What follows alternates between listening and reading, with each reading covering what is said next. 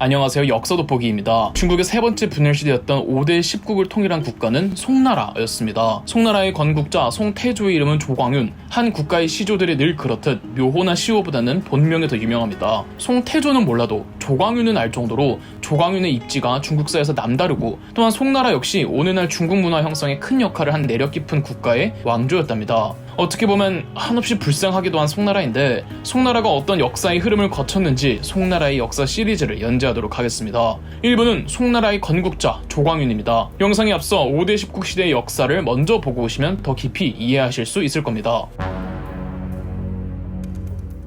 조광윤은 5대 10국 시대의 마지막 5대 왕조인 후주의 무장이었습니다. 후주의 2대 황제 세종 시영을 모시며 크게 활약했습니다. 조광윤에 대한 세종 시영의 총애는 매우 남달랐습니다. 후주가 멸망시킨 5대의 네 번째 왕조 후한의 황실이 북쪽에서 북한이라는 정권을 수립해 거란족이 세운 요나라와 연합해 후주를 압박하고 있었습니다. 954년 고평전투에서 북한 요 연합군과 후주 세종이 직접 지휘하는 후주의 군대가 격돌했는데, 이때 조광윤의 활약상으로 후주가 크게 승리하였습니다. 고평전투 이후 세종 시영은 조광윤에게 후주의 군권을 맡겼습니다. 959년 세종 시영이 죽고 그의 어린아들이 7살로 황제에 즉위했는데, 어린아들이 걱정이 됐던 나머지 세종 시영은 죽으면서 누구보다 믿었던 조광윤에게 아들을 잘 보살펴달라는 부탁을 남기고 조광윤은 충성을 맹세하였습니다. 하지만 새로 즉위한 황제 공제는 너무 어려서 시시 황실의 불만을 품은 세력들이 여기저기서 반란을 일으켰습니다. 아직 북쪽에 북한과 거란족의 요나라가 있고 중국 남쪽으로는 10국의 여러 정권들이 있는데, 황제가 너무 어려 이를 수습할 능력이 되지 않으니 반란이 터져나올 수밖에 없었죠. 후주에는 세종 시영이 육성해놓은 유능한 장수들이 많았습니다. 이 장수들은 조광윤에게 보위에 오르라고 부추겼으나 조광윤은 세종 시영과의 약속을 저버릴 수 없다며 끝까지 사양합니다. 960년 북한과 요 연합이 다시 한번 후주를 침공해옵니다. 조광윤은 이들을 막으러 출전하였고 진교역에 진을 쳤습니다. 진교역에서 전투 준비에 한창인데 조광윤의 동생과 부하 장수들이 술을 권했고, 술고래로 유명했던 조광윤이 진탕 마셔서 뻗어버린 겁니다. 조광윤이 뻗은 사이 동생과 부하 장수들이 황제의 옷을 조광윤에게 입혀놓았습니다. 술이 깬 조광윤은 난데없이 입혀진 황제의 옷에 당황했는데, 이때 부하 장수들이 군사들 전부 데리고 나와 황제 폐하 만세를 외쳤다는 게 아닙니까? 조광윤은 자기도 더 이상 대세를 거스르지 않겠다고 했고, 단 치안을 철저하게 유지하고 후주의 시시 황실을 끝까지 안전을 보장해준다는 조건으로 부하들과 합의를 받습니다. 960년 조광윤은 군대를 이끌고 오늘날의 카이펑시인 수도 개봉에 입성하여 공제를 폐위하고 선양의 형태로 황제에 오릅니다. 조광윤은 국호를 송나라로 하고 이로써 송태조 조광윤이 되었죠. 이 사건을 진교의 변이라고 합니다. 진교의 변 사건은 이상한 점이 한두 가지가 아니죠. 당장 북한 요 연합군이 눈앞에 있는데 술을 왕창 마시고 수도 개봉으로 입성한다? 아니나 다를까 이때 북한 요나라가 송나라를 침공했다는 기록이 요나라에는 없습니다. 그리고 조광윤은 진교역으로 출전할 때 수도에 있던 가족들을 피신시켰다고 하는데, 따라서 진교의 변은 자작극일 확률이 크답니다. 그럼에도 조광윤이 한때 자신이 모셨던 세종 시영과 약속을 전혀 생각 안 한 건 아니었습니다. 어디까지 믿어야 할지 모르겠지만 후주의 마지막 황제 공제를 폐위할 때 세종 시영 생각에 조광윤이 오열을 했다고 하며, 조광윤은 시시 가문을 철저하게 지켜주었습니다. 심지어 조광윤은 시시 가문에게 죄를 지어도 처벌을 받지 않는다는 면책권, 단서철권을 내려 시시 가문은 송나라 멸망 때까지도 우대를 받습니다. 황제에 오른 송태조 조광윤이었지만 조광윤은 앞선 5대의 5 왕조들을 생각 안 할 수가 없었습니다. 5대의 5 왕조들 모두 내부 반란으로, 그것도 군부들의 반란으로 단명해버렸죠. 사실 조광윤 본인도 그렇게 황제가 되었고요. 더군다나 당시는 분열시대이다 보니 군벌의 힘이 강력했고 조광윤도 그 군벌들의 추대로 황제가 됐습니다. 심지어 본인은 후주 황실에게 충성까지 맹세했었는데 말이죠. 송나라도 이전 5대 왕조들처럼 되지 말란 법이 없잖아요. 그렇다고 이들을 전부 숙청해서 다 적으로 돌린다? 위험 부담이 크죠. 960년 송태조 조광윤은 강력한 세력을 보유한 군벌의 장수들을 모두 모아서 술자리를 베풀었습니다. 그리고 그냥 정직하게 이야기합니다. 얘들아, 너네 덕분에 내가 황제가 된 건 고마운데, 그리고 너네 없었으면 나 황제 될 수 없었던 것도 안다. 그렇지만 국가를 위해서, 너희들이 모신 나를 위해서, 그리고 너네 개인을 위해서라도 마음의 평화를 찾았으면 좋겠는데 그게 뭔지 한번 생각해봐라. 이러니 군벌들과 절도사들이 자발적으로 다 전역을 한 채 본인들 병사들을 전부 송태조 조광윤에게 귀속시키고 다 낙향해버렸습니다. 이 사건을 술 마시면서 병권을 모두 회수하였다고 하여 배주석병권이라고 합니다. 당나라 멸망의 원인이자 5대 10국의 원인이었던 절도사들의 군벌을 술자리 하나로 깔 깔끔하게 정리한 거죠. 그간 송태조 조광윤이 보였던 능력과 인망 덕에 가능했던 게 아닌가 싶네요. 이후 송태조 조광윤은 정치권과 합의하고 타협할 게 있으면 술자리로 막 다 부르는 게 주특기가 됩니다. 그리고 이렇게 회수한 병권을 바탕으로 남쪽 지방 원정을 떠나 10국 중 963년 형남 멸망, 965년 후총 멸망, 971년 남한 멸망, 975년 남당을 멸망시켰습니다. 아무리 술자리 정치로 병권을 회수한 조광윤이라고 하지만 이게 단순한 해프닝이 되어서는 안 되고 체제로 자리 잡아야 했습니다. 당나라 멸망의 원인과 5대 10국 분열의 원인은 지방 절도사들의 할구입니다. 조광윤 본인도 한때 절도사이기도 했고요. 송태조 조광윤은 비대해진 절도사들의 힘을 약화시키고 황제권을 강화하는 정책을 수립해갑니다. 우선 황제가 처리하는 업무의 양을 대폭 확대하고 군벌이나 절도사들이 아닌 관료들을 키우기 위해 과거제를 강화합니다. 수나라 때 처음 시행되어 당나라 때 정착한 중국의 과거제는 황제가 개입하는 시험이 아닌지라 유력 가문들끼리 끌어주고 밀어주고 땡겨주고 챙겨주는 관습이 생겨 오히려 문벌귀족 형성을 부추겼습니다. 송태조 조광윤은 기존 과거 시험에 전시라는 최종 3차 시험을 하나 더 추가하고 전시는 황제가 직접 주관하도록 하여 기존 과거제의 폐단을 없애고 진짜 전문 관료층을 육성할 수 있었습니다. 점점 관료층이 국가의 주도권을 쥐고 과거의 비중이 상당히 높아지면서 이제는 귀족이 아니라 유학을 공부하는 사대부 계층이 국가의 지배 계층이 됩니다. 그리고 절도사의 군사권과 행정권을 철저하게 분리시켜서 절도사란 관직도 명칭만 남아있지 거의 지방 군벌로 군림하는 과거 번진 같은 개념은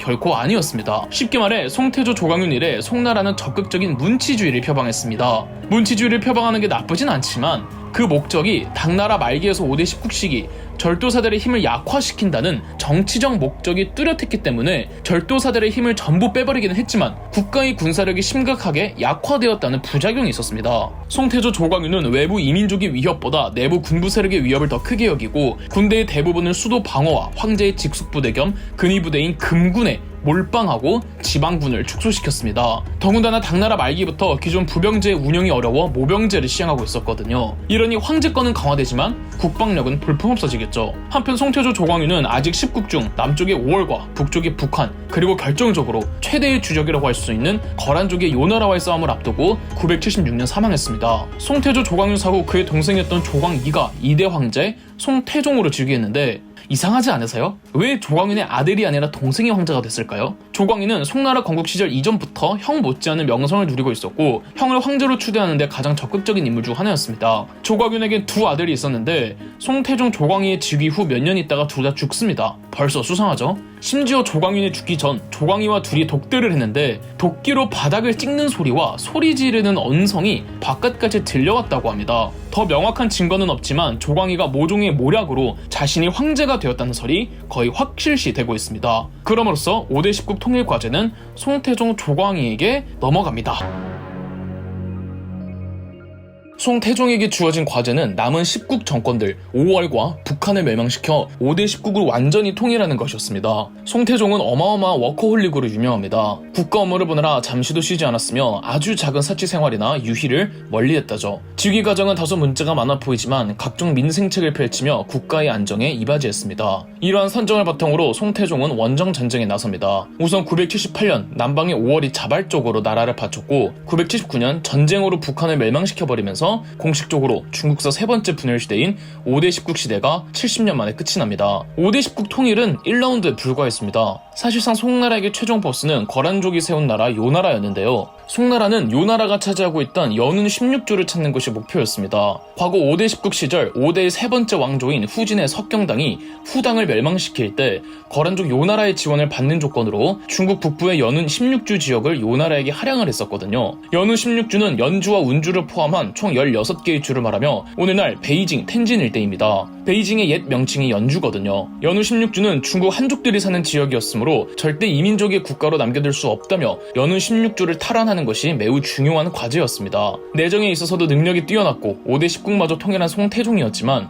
요나라는 급이 다른 상대였습니다. 연운 16주 탈환전에서 초기 성과를 보이더니 점차 요나라에게 밀렸고 심지어 송태종은 다리에 부상을 입기도 하였죠. 송나라의 수도 개봉에서는 선대 황제 조광윤의 아들 그러니까 송태종의 조카 조덕소가 일부 신하들의 추대를 받고 있던 터라 송태종도 오래도록 수도를 비울 수가 없어서 연후 16주 탈환전을 이어가지 못합니다. 돌아온 송태종은 조카 조덕소와 권력 경쟁을 하던 중 둘의 불화로 조덕소가 자결을 했다고 하며 또 다른 조카는 밥을 먹다가 급사하는 등 뭔가 석연치 않은 죽음들로 조광윤의 아들들이 전부 다 죽습니다. 이래서 송태종은 마음 놓고 자기 아들들에게 후계를 물려줄 수가 있었죠. 하지만 송태종도 가정사적으로는 불행했습니다. 송태종은 유력한 황희 계승 후보였던 자기 동생과도 권력 다툼을 벌였는데 이런 싸움에 환멸을 느낀 송태종의 장남은 사사건건 송태종에게 반기를 들다가 패서인되었고 둘째 아들도 요절합니다. 997년 송태종이 죽자 송태종의 세 번째 아들이 송나라의 3대 황제 송진종으로 즉위했습니다. 송진종도 아버지 송태종만큼 워커홀릭이었으며 많은 선정을 베풀며 송진종 때의 태평한 치세를 그의 연호를 따와 한평지치라고 부릅니다. 그리고 서기 1000년에는 전쟁사에서 아니 인류 역사의 방향에 엄청난 영향을 준 발명품이 나오니 바로 세계 최초의 화약이었습니다. 초석, 유황, 목탄 등을 섞어 만든 폭발하는 성질의 화약은 당나라 말에 처음 개발되기는 하였지만 공식적으로 사용법이 정리되고 제작하던 건 송나라 때입니다. 물론 화약을 만들자마자 전투에 사용된 건 아니었습니다. 화약이 처음 만들어졌을 뿐 위력이나 성능 면에서는 최초의 화약이 그다지 보편적으로 통용되지는 않았습니다. 송진종 치세에는 민생이 안정되고 경제력도 강해져 물산이 풍부해지는 시절이기는 했으나 여전히 송나라가 매듭짓지 못하고 있던 문제가 있으니 연후 16주를 둘러싼 요나라와의 갈등이었죠. 송진종 때 요나라와 대대적인 전투가 벌어집니다. 그간 송나라와 거란족의 요나라 사이에 몇 번의 전투들이 있었지만 대대적인 전면전은 없었습니다. 아직 거란족의 요나라가 눈치를 볼 때였는데요. 무슨 눈치를 봤느냐? 바로 고려였습니다. 송나라 건국 후 고려는 송나라와만 수교를 맺고 교류하고 있었으며 고려는 노골적으로 거란족의 요나라를 멀리했습니다. 거란족의 요나라가 송나라하고만 1대1로 싸운다면 무조건 이기겠지만 만약 고려가 송나라와 연합해서 같이 요나라를 공격하는 날에는 요나라에게 승산이 확실하다고 볼 수 없었죠. 고려뿐 아니라 요나라와 고려 사이에는 발해 유민들이 저항을 하고 있었고 여러 부족 단위로 흩어져 있던 여진족들도 언제 어떻게 적으로 돌변할지 몰랐죠. 그래서 그간 거란족의 요나라는 여진족 토벌에 더 집중을 하고 있었고 여진족 토벌 과정에서 거란족의 요나라가 993년 고려를 침공했었습니다. 바로 1차 여요 전쟁인데요. 이때 고려의 서희가 단판을 통해 강동 6주를 받아내고 앞으로는 고려가 요나라와 적극적으로 교류한다는 협상을 체결했습니다. 이렇게 고려의 후방을 안정화해 놓은 뒤 요나라는 송나라와의 전선에 모든 걸 쏟아붓기로 합니다. 1004년 거란족의 요나라가 무려 20만 대군을 동원하여 이번엔 요나라가 선제 공격을 하며 송나라 국경을 넘어 침공했습니다. 송진종 때에 이르면 송나라의 문치주의가 완성될 때쯤으로 다른 말로 해서 국방력이 그 어느 때보다 약해져 있었을 때였습니다. 송나라 건국 이래 의도적인 군사력 약화 정책이 이때 큰 화를 일으켰는데요. 송나라 지방군은 거란족 요나라와의 침입에 족족 깨지면서 요나라군은 매우 빠른 속도로 송나라의 수도 개봉 인근까지 내려옵니다. 하지만 송나라가 아예 군사력을 약화시킨 건 아니었죠. 황제의 친위 부대인 금군에게 몰빵을 했을 뿐인 거죠. 그래서 거란족 요나라군과 제대로 맞붙으려면 금군이 출전해야 했습니다. 요나라군이 수도 개봉 인근까지 내려왔다는 소식에 문화평정사 구준이 송진종에게 직접 친정에 나서서 군사들의 사기를 진작시키라고 합니다. 황제가 친정에 나서서 사기를 올린다는 건 명분이었을 뿐 실질적인 말은 요나라군과 싸울 수 있는 부대는 황제의 친위 부대인 금군밖에 없으니 금군을 출전시키라는 것이었습니다. 그렇게 송진종이 친정에 나섭니다. 송진종이 친정에 나서고 강력한 금군이 또 등장을 하니까 확실히 기세는 좋았습니다. 심지어 요나라 측 명장이었던 소달름이 전투 도중 쇠뇌에 맞아 전사하는 성과를 내기도 했죠. 그러나 송나라의 기선제압은 초반 아주 잠깐이었습니다. 소달름 장수의 전사로 요나라군이 주춤하기는 했으나 군사력 차이에서 문치주의의 송나라가 유목민족의 요나라를 능가할 수는 없었습니다. 그리고 아무리 송나라의 군사력이 금군에 집중이 되어 있다고 해도 금군은 전쟁을 수행하는 부대가 아니라 황제를 호위하는 부대란 말이죠. 전쟁에 특화되어 있지 않은 부대인데 20만 요나라군을 무슨 수로 이기겠습니까? 다행히 요나라에서 실세였던 예지황후가 굳이 더 큰 전투를 벌여 희생을 늘리는 것보다 현재 송나라를 압박하는 형국에서 화친을 통해 원하는 것을 뜯어내는 편이 더 합리적이라고 판단해 송나라 측과 바로 화의 협상에 들어갑니다. 수도 개봉 근처 전현이라는 곳에서 송나라와 요나라는 이른바 전현의 맹이라는 화의를 협상하는데 그 내용이 송나라에게 매우 굴욕적이었습니다. 일단 국경은 현 상태로 유지를 하되 양국이 적극적인 무역을 보장해주고 송나라는 세패라고 해서 거란족의 요나라에게 매년 은 10만 냥, 비단 20만 표를 보내기로 합니다. 무엇보다 가장 굴욕적인 건 두 나라가 형제 관계를 표방한 건데 요나라가 형, 송나라가 동생이었습니다. 기존 중국의 왕조와 유목국가의 관계는 군신 관계였습니다. 유목국가가 신하를 자처하는 대신 중국의 왕조에서 각종 물자를 하사해 주었죠. 가끔 형제 관계를 체결하기는 했어도 보통 중국의 왕조가 형이었습니다. 그런데 이번엔 중국의 왕조가 동생이 되고 유목국가가 형이 된 겁니다. 중화사상 관점에서 송나라에게는 참으로 치욕스러운 일이었지만 당시 송나라는 딱히 치욕스럽다고 여기지 않았습니다. 오히려 현실적이고 합리적이라고 봤죠. 송나라 황제와 조정도 객관화가 잘 되어 있었습니다. 본인들 군사력이 약한 거, 하지만 군사력을 키울 생각은 없어요. 당나라 멸망의 전례가 있으니까요. 대신 송나라는 어마어마한 갑부 국가란 말이죠. 세패를 바친다는 게 굴욕적으로 볼 수는 있겠지만 갑부 송나라에게 저 정도 세패는 충분히 지불이 가능하고도 남았습니다. 그러니까 송나라의 기본 방침은 군벌 형성의 가능성을 차단하기 위해 군사력을 강화시킬 생각은 없으니 돈으로 평화를 사겠다는 것이었습니다. 여러분은 돈으로 평화를 살 수 있다고 생각하시나요? 적어도 중국의 근세 국가였던 송나라는 그럴 수 있다고 믿었나 봅니다. 송나라는 정치적인 목적하에 군벌의 형성을 미연에 방지하고자 의도적으로 지방군을 육성하지 않아서 군사력이 심각하게 약해져 있었습니다. 하필 이 시기에는 북방의 유목민족들이 연달아 저마다의 유목 국가를 세우고 송나라를 압박했었는데요. 군사력은 약한 송나라였지만 돈은 참 많은 국가였습니다. 1004년 거란족 요나라의 공격을 받았을 때도 맥을 못 추리던 송나라는 전연의 맹인한 강화를 통해 송나라가 요나라를 형으로 모시는 굴욕적인 관계를 맺고 매년 막대한 양의 세패를 요나라에게 바치는 조건으로, 그리고 송나라와 요나라의 뜨거운 감자였던 연운 16주도 요나라의 영토로 인정한다는 조건으로 전쟁을 끝냅니다. 이걸 송나라 정부는 치욕스럽다고 여기질 않았습니다. 외부 적의 침공보다 내부 군벌의 형성을 더 두려워했던 송나라는 차라리 돈으로 국방의 안정과 평화를 사겠다는 쪽을 선택합니다. 그런데 그 당시에도 이런 점을 문제 삼으며 개혁을 주장했던 관료들이 있었습니다. 당나라의 직접적인 멸망 원인 중 하나였던 지방의 군벌이 형성될까 극도로 꺼려했던 송나라는 건국 때부터 철저한 문치주의를 표방했습니다. 과거제를 강화하며 사대부 유학자들이 관료가 되어 국가를 운영해갔죠. 유학과 철학과 학문으로 국가를 통치하다 보니 아무래도 송나라는 보수적인 입장이 강했습니다. 처음 시작이야 귀족제에서 탈피하고 사대부 관료층의 형성으로 새로운 사회로 접어든다는 느낌이 강했지만 중기로 접어들면 군사력이 못 봐줄 정도로 약해지고, 아무리 송나라가 갑부 국가라고 한다지만 매년 요나라로 바치는 세패의 양이 많아지니 국가 재정에 무시할 수 없을 정도의 피해를 주고 있었습니다. 개혁에 대해 인색해지는 문화가 형성되니 사대부 내에서도 일부 사대부들은 송나라도 국가 쇄신과 개혁이 필요하다고 주장하던 관료들이 나타납니다. 그 첫 스타트는 송나라의 4대 황제였던 송인종 때의 범중엄이었습니다. 범중엄은 선비란 마땅히 천하의 근심을 나보다 앞서야 되고 그 이후엔 내 근심을 해야 하고 천하의 기쁨을 앞에다 두고 그 다음 내 기쁨을 뒤에 둬야 한다는 유명한 말을 남긴 대표적인 사대부이면서도 개혁론자였습니다. 송나라는 서쪽에 탕구투 쪽에 세운 서하의 침략도 자주 받았습니다. 그러던 송인종 때 범중엄이 50이 넘은 나이에 서하의 침략을 막아내고 국경지대 백성들의 큰 신망을 받습니다. 그저 인기만 많을 뿐 아니라 범중엄은 서쪽 국경지대에 한해 여러가지 군사훈련 및 국방개혁을 통해서 범중엄이 그 지역에 없어도 알아서 잘 서하의 침공에 대비할 수 있는 시스템을 마련해주고 갑니다. 이 덕에 범중엄은 송나라 조정의 재상이 되어 군사력 강화, 농업 진흥, 부정부패 척결 등 10가지 개혁을 추진했지만 조정의 대세 여론은 개혁을 지양하는 보수적인 분위기 때문에 개혁이 진행되는 둥 마는 둥 흐지부지 끝나고 조정에서 물러나게 됩니다. 비록 범중엄의 개혁이 빛을 받지 못했지만 범중엄을 포함해서 송인종 치세에는 여러 인재들과 명신들이 집중 포진되어 있었습니다. 유명한 일부 사람망을 소개해드리자면 송나라의 산문문학의 대가라고도 불리는 구양수, 공평한 판관의 대명사 포청천 등이 있었습니다. 범중엄의 개혁이 제대로 시행되지 않다 보니 여전히 송나라 개혁의 필요성은 제기되었습니다. 송나라 6대 황제였던 송신종 때에 바야흐로 이 사람이 등장하니 바로 왕안석입니다. 왕안석은 유능한 지방관으로 이름을 알렸으며 그의 명성을 제대로 높인 건 그의 문장력 덕분이었습니다.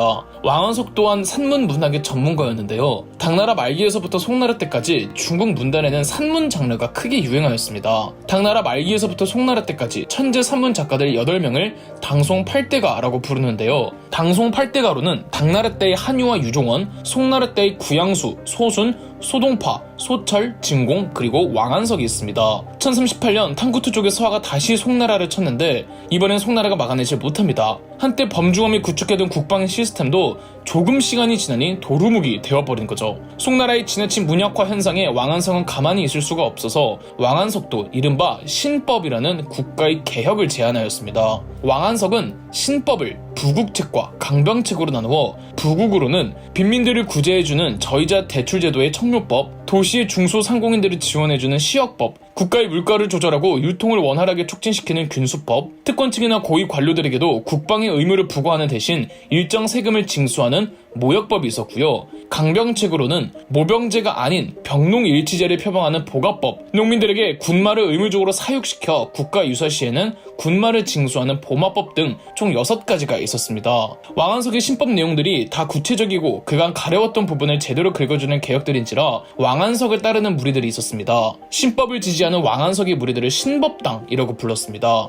반면 구체제의 질서를 옹호하려는 구법당이 있었는데 왕안석과 대항하여 구법당을 이끌던 당수는 사마광이었습니다. 국가를 개혁하려는 신법당과 국가의 기존 질서를 지키려는 구법당의 당쟁은 매우 치열하였는데 생각해보십시오. 신법당은 왜 국가를 개혁하라고 할까요? 기득권이 아니기 때문에 그렇죠. 그리고 구법당은 왜 국가의 질서를 지키려고 할까요? 기득권이기 때문에 그렇습니다. 기득권이 아닌 세력과 기득권인 세력이 붙으면 결과는 명백합니다. 한 번은 송나라의 큰 가뭄이 일었는데 구법당에서는 이를 신법하겠다는 쓰잘데기 없는 소리를 한 것에 대한 하늘의 분노라며 구법당 관료들이 자진퇴위 시위를 하다 보니 기득권 눈치를 안 볼 수가 없던 송신종은 왕안석을 내치면서 신법당은 사실상 와해됩니다. 송나라는 한 번 바뀔 수 있는 기회가 있었으나 기득권자들의 뿌리 깊은 체제의 개혁은 좌절되고 기존의 패단들을 그저 답습하는 쪽을 선택하죠. 더불어 구법당의 당수였던 사마광은 1084년 송신종 때 무려 20년에 걸쳐서 그간의 중국 역사를 집대성한 자치통감을 완성합니다. 자치통감이란 이름은 송신종이 직접 파사해 주었다고 하며 고대 주나라 때부터 당나라와 5대 19대까지의 중국사를 시간순으로 정리한 역사서로 중국사에서는 사마천의 사기와 더불어 양대 사서로 평가받고 있습니다. 변화 없는 송나라의 기존 체제가 점점 고이고 패단이 쌓여가고 있을 때 대륙의 북방은 시끄럽게 그지없었습니다. 그간 만주 지역에서 부족 단위로 살던 여진족들이 뭉쳐서 거대한 세력을 이루기 시작한 건데요. 여진족의 성장에 따라 거리적 특성상 여진족과 먼저 충돌하는 쪽은 송나라보다는 고려였습니다. 송나라의 8대 황제인 휘종 연간이었던 1107년 고려의 윤관이 여진족을 토벌하며 동북 구성을 세웠지만 1109년 여진족이 거듭된 재침에 고려는 동북 구성을 다시 반환해주며 고려도 여진 정벌을 완수하지 못합니다. 1113년에는 아골타가 여진족 전체를 통일했고 1114년부터 거란족의 요나라를 괴롭히기 시작했습니다. 요나라의 몰락이 눈에 보이는 지경에 이르자 아골타는 1115년 금나라라는 국호를 선포하고 황제에 등극했죠. 송나라는 쾌제를 외쳤습니다. 송나라의 염원이 뭐였습니까? 원래 중국인들의 영토였던 연운 16주를 되찾는 게 아니었습니까? 하지만 도저히 군사력으로는 요나라에게 안 되니 전연의 맹 이후로는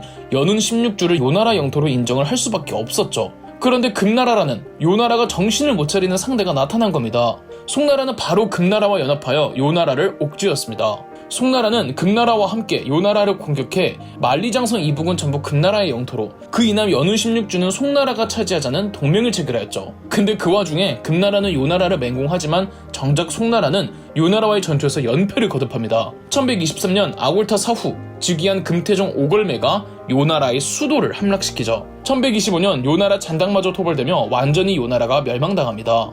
송나라는 아직까지도 연운 16주로 들어오지도 못하자 금나라가 연운 16주까지 차지한 뒤 16개의 주 중에서 6개의 주만 송나라에게 건네주고 심지어 연운 16주 다수의 중국인 한족인들을 전부 금나라 내부로 강제 이주시킵니다. 송나라는 다 무너져가도 요나라도 이기질 못했고 금나라가 요나라를 무너뜨려 주긴 했지만 연운 16주도 다 얻지 못했던 거죠. 이때 송나라 황제였던 8대 황제 송휘종은 무능한 황제였습니다. 예술적 재능은 뛰어났다고 하는데 정치력은 제로에 가까웠습니다. 무능한 황제 옆에는 무능한 간신이 있기 마련이죠. 신법당 출신의 채경이라고 있었습니다. 채경은 황제의 최측근이었던 환관 동관과 송휘종이 총애하던 후궁에게 로비하고 줄을 타서 오로지 아부와 뇌물과 비리만으로 송나라 조정의 재산까지 역임합니다.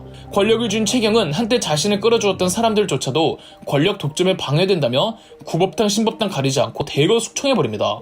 또 전국에 무거운 세금을 부과하여 민생을 파탄냈는데 채경의 전행을 송휘종이 막질 않습니다. 아니 오히려 송휘종은 각종 예술품 구매와 토목공사로 국가재정에 심각한 타격을 주었죠. 또 송휘종은 사이비 도교 종구에도 심취해 있었습니다. 여기에 송휘종이 금나라마저 자극합니다. 연운 16주 중 금나라가 6개의 주라도 주기로 했었잖아요. 그 대신에 그간 송나라가 요나라에게 바치던 세패를 금나라에게도 주기로 약속을 했었는데 송휘종이 지키질 않습니다.